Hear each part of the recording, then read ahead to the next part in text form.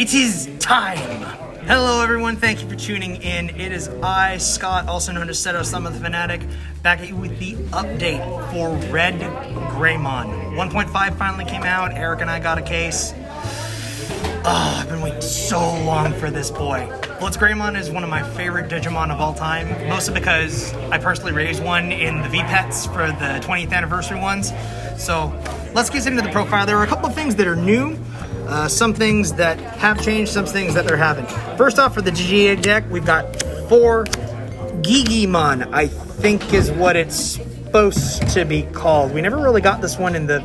We only literally see this Digimon once at the end of Tamers. And speaking of... I gotta take note. I love that they literally put him in a bakery. That's just so attention to detail. I love it. And for the 5th card in our Digi-Egg deck, we have 1 copy of Baby Dolmon. This is one that I don't see a lot of people running, and I'm personally running it because, well, Blitz Greymon and the new Metal Greymon, which we'll get to in a few moments, have piercing. And if you have or end on one of those, your turn plus 2,000 DP. So good, makes them so strong. So yeah, that's the 5-card Digi-Egg deck. Oh, Gigimon, by the way, if you didn't read, because I didn't explain it, if there are 5 or more cards in your opponent's trash, your Digimon gets 1,000 power during your turn. This is easily by and by the best Digi-Egg for red. Into the main deck of 50 itself, we still have 4 of the promo Agumon. Again, Red Greymon gives any Digimon that you have with Greymon in its name 2,000 DP during your turn. Love this guy so much. Still 4 of the starter deck Agumon as well. Kind of the same as this one, but it works for any Digimon and it just gives it an extra 1,000 power during your turn. A new addition that we have is 3 copies of this Biomon from 1.5, BT2. This is one of the cards that got cut from our 1.0 release. And this is basically a rookie that you just summon and swing into your opponent's security, because if it ever gets deleted during your turn, you gain a memory. And then finally we have 3 Monodrumon for, you know, a quick, easy rookie to summon out. That's it for the level 3s. I think 14 to 15 level 3s is like the standard for most decks, depending on if you run, how many options you run and how many Tamers you run. First off, 2 of this Greymon. Not very many other people are running this card. I still think this card is an underrated gem, because you can just play it from your hand for 4 if your hand is just like a brick. And then during your turn, any Digimon that has this as a source gets 2,000 power. Narrowed down to 3 copies of this one. I needed room for other stuff to test out and have better ratios. Gives you security attack +1 when it's a source.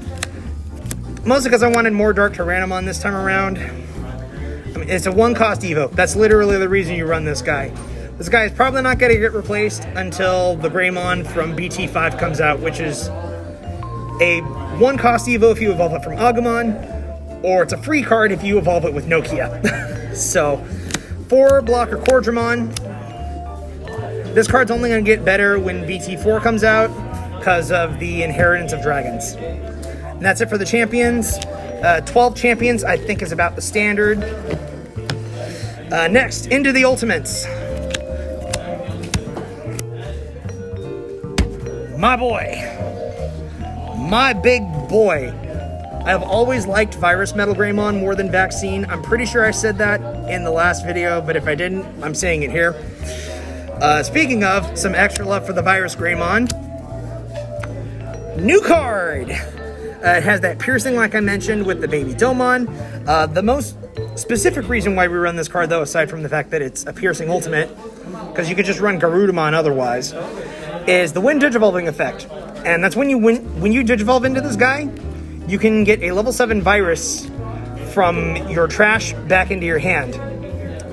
Unfortunately, I only have 1 Alter S right now. We'll get to that in a few moments. But this guy basically lets you recur Alter S from your trash. So if it's in your security and it gets flipped up as a security Digimon, or if you get it out and then they're able to defeat it, which is highly possible now because Bancho Stingmon's a card. We'll get to that in the Imperial Omni deck that we're going to be coming out with really soon. And finally, for the last ultimate, 8 ultimates is usually like the standard for most decks. 2 Skull Greymon. Reason I'm running this is it's still a Greymon, and worst case scenario, if your opponent has a blocker, you could just drop it from your hand for 7 and delete a blocker and then go into your megas from there. Speaking of, let's start things off with the one that I am the most excited about. I see a lot of people only running 3 or 2 of these. I can understand why, but this is probably my favorite card in the game right now. I have to run 4. So, first and foremost, Blitz Greymon. It's a 4-cost Evo from either red or black, so even black decks can take advantage of this. It has Piercing, which I don't think I've explained Piercing for any of our viewers who are not familiar with Digimon, but Piercing in Digimon basically means if you defeat an opponent's Digimon on their board in battle, you then check the normal security cards that you would have if you were attacking them directly. So basically what Piercing says is, block me, I dare you, I double dare you, block my monster one more time. And yes, I shortened that to make it appropriate for potential kid viewers. I'm trying to go clean on the swearing. The main reason we are, and why most red decks when it came out in Japan run this guy, is not the Piercing though. It's that Wind Digivolving effect. So when you Digivolve this guy, you de-Digivolve 2. So if your opponent has any Digivolution sources, you select them, and then the top 2 evolution stages on that mon, trashed. Ooh, such a good ability. Such a good ability. I can't not gush about this card enough. Continuing on through the level 8s, of which we are running 8, which is a little high, but 2 of them you usually just play from your hand. I'm still running my boy War Greymon. I mean, it's a 3-cost Evo, so it's cheaper than Blitz. Plus, this effect right here.